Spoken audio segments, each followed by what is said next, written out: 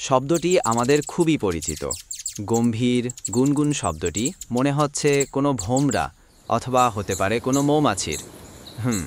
আজকের এই শব্দটির স্রষ্টা এ জাতীয় কোনো পতঙ্গের নয়, এটি পৃথিবীর সবচেয়ে ক্ষুদ্রতম পাখি হামিংবার্ডের, যার নামকরণ হামিং বা গুনগুন শব্দের কারণেই করা হয়েছিল।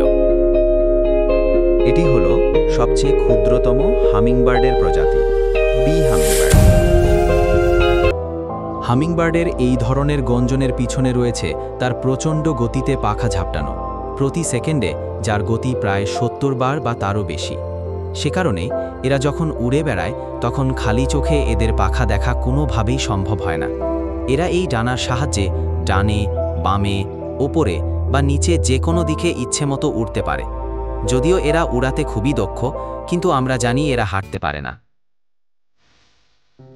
হামিংবার্ড তাদের পায়ের মাধ্যমে সামনে যেতে পারে না।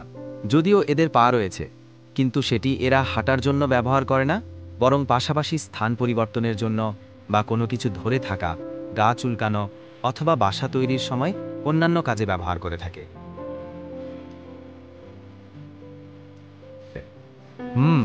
কি করছে এই হামিংবার্ডটি? জলে স্নান করার জন্য সে তো নিজের পায়ে হাঁটছে।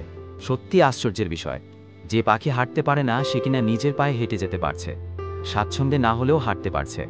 হতে পারে এই স্ত্রী হামিংবার্ডটি হতে যাচ্ছে ভবিষ্যতের হেঁটে বেড়ানো হামিংবার্ডের পূর্বসূরি।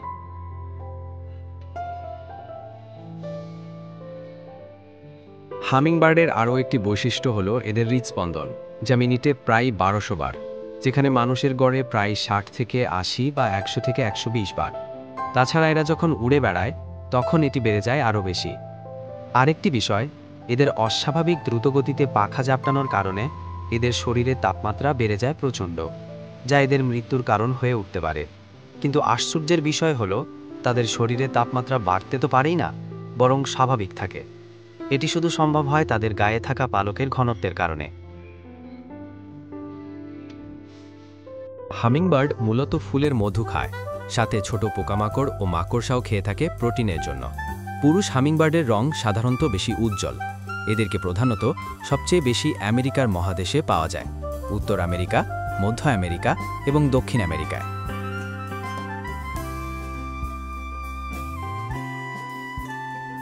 হামিংবার্ডের হৃদস্পন্দনের হার বেশি হওয়ার কারণে তাদের যেমন ক্যালোরি খরচ বেশি হয়, তেমনি ক্যালোরি খরচ বেশি হয় প্রচণ্ড গতিতে পাখা ঝাপটানোর কারণে। এই অতিরিক্ত ক্যালোরির চাহিদা মেটানোর জন্য তাদের বিপাকীয় ক্ষমতাও অন্য মাত্রায়। মেরুদণ্ডী প্রাণীদের মধ্যে সবচেয়ে বেশি মেটাবলিজম ক্ষমতা রয়েছে এই পাখিটির। সেই জন্য ছোট এই পাখিটির ক্ষেত্রবিশেষে দৈনিক ৩ থেকে ৭.৫ ক্যালোরি খাবার খেতে হয়, স্বাভাবিক অবস্থায় যা পূর্ণবয়স্ক মানুষের ক্ষেত্রে প্রায় ৩,৫০০ ক্যালোরি। একটি হামিংবার্ড সাধারণত বন্য অঞ্চলে ৩ থেকে ৫ বছর পর্যন্ত বাঁচতে পারে, তবে কিছু প্রজাতি বন্দি অবস্থায় ১০ বছর বা তারও বেশি সময় ধরে বাঁচতে পারে। বিভিন্ন প্রজাতির হামিংবার্ডের গড় আয়ু তাদের আকারের উপর নির্ভর করে। পাখিটি দেখতে ছোট হলেও এটি স্রষ্টার এক অনন্য সৃষ্টি। আজকের ভিডিওটি আমরা এখানেই শেষ করছি। অজানা সকল বিষয়ে উপভোগ করতে আমাদের সাথেই থাকুন। ধন্যবাদ।